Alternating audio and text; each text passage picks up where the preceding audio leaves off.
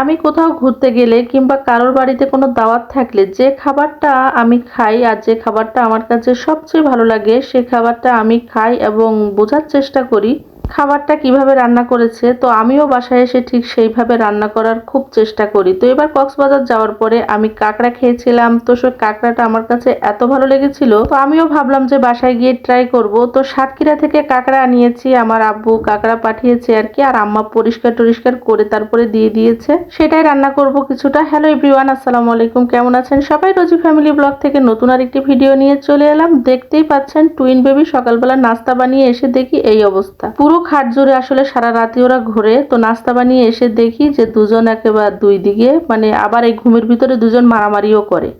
এই নিয়ে আছি আর কি। আর আজকে আকাশটা অনেকটাই মেঘলা মেঘলা, তো ভাবলাম যে একটু কাঁকড়াগুলো আজকে ট্রাই করি। আম্মা একেবারে কেটে কুটে সবকিছু একদম ঠিকঠাক করে দিয়েছে, কারণ কাঁকড়া কিন্তু আমি কাটতে পারি না, মানে কিভাবে কাটতে হয় সেটা জানি না। সাতক্ষীরা খুলনায় কিন্তু বড় বড় কাঁকড়া পাওয়া যায়, আর একদম নোনা কাঁকড়া, যেগুলো খেতে কিন্তু খুবই ভালো লাগে। তো আমি সরিষার তেল দিয়ে এটা রান্না করব। সরিষার তেলটা ভালো করে গরম করে নিয়েছি, মশলাগুলো সব তেল ভালো করে গরম হলে দিয়ে দিয়েছি এতে পেঁয়াজ বাটা, রসুন বাটা, আদা বাটা, সেই সাথে টমেটো দিয়ে দিয়েছি, লেবুর রস, তারপরে একটু জিরা ধনিয়ার গুঁড়া দিয়ে ভালো করে মাখিয়ে নিয়েছি, সাথে একটু সরিষার তেলও দিয়ে দিয়েছি। তারপরে এই যে মশলাগুলো ভালো করে কষিয়ে নিচ্ছি সুন্দর। এইভাবে কষালে কি হয়, মশলার যে ঝাঁজটা সেটা লাগে না, বাসার কেউ কষ্টও পায় না। বিশেষ করে যেহেতু বাচ্চারা আছে, ওরা খুব কাশে আর কি, ওদের কষ্ট হয়, এই জন্য আমি এইভাবে মশলা কষানোর চেষ্টা করি।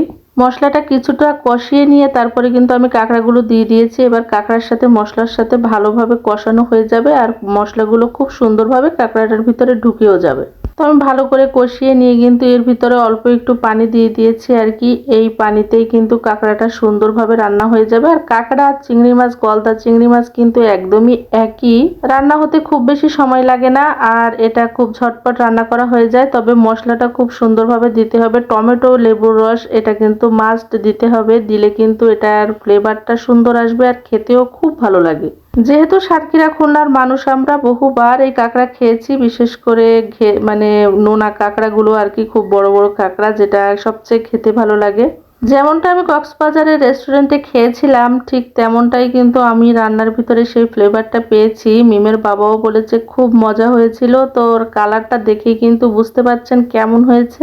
খুব বেশি মশলা দেইনি, তারপরও এত সুন্দর ফ্লেভার এসেছে, আর খেতেও অসাধারণ লেগেছিল আর কি। তো এটা কিন্তু ভালোভাবে হয়ে গিয়েছে। এর ভিতরে একদম কষানোটা সুন্দর, একদম কালো কালো হয়ে গেলে এর ভিতরে সামান্য উতরানি পানি দিয়ে দিয়েছি, কারণ কাঁকড়াটা অনেকটাই বড়, এই জন্য আরেকটু পানি দিলাম যাতে সুন্দরভাবে ভিতরটা সিদ্ধ হয়ে যায় আর মশলাগুলো সুন্দরভাবে ভিতরে সব ঢুকে।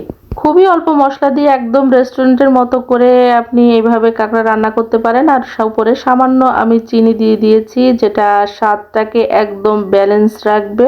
আর এই কাঁকড়াটা কিন্তু ডিমওয়ালা কাঁকড়া, তার মানে মেয়ে কাঁকড়া আর কি, এতে প্রচুর ডিম হয়েছে, এই জন্য কাঁকড়াটা কিন্তু আরো স্বাদ লেগেছিল।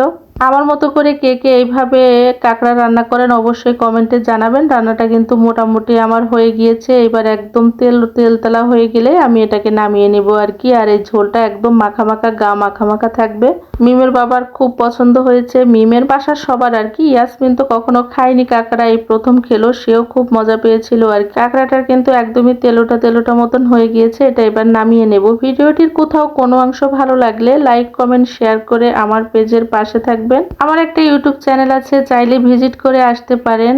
আর কাঁকড়াটা কিন্তু রান্না বান্না হয়ে গিয়েছে, আর কেমন হয়েছে অবশ্যই কমেন্টে জানাবেন। আর কারা কারা আমার মতো করে রান্না করেন সেটাও জানাবেন। কাঁকড়া পছন্দ অথচ রান্না করবেন কিভাবে ভাবছেন, তো এইভাবে অবশ্যই একটাবার হলো ট্রাই করে দেখতে পারেন। খুবই সাধারণভাবে সিম্পল, কিন্তু স্বাদ হবে অসাধারণ। তো আজকে এ পর্যন্তই, ভালো থাকবেন, সুস্থ থাকবেন সবাই। আল্লাহ হাফেজ, আসসালামু আলাইকুম সবাইকে।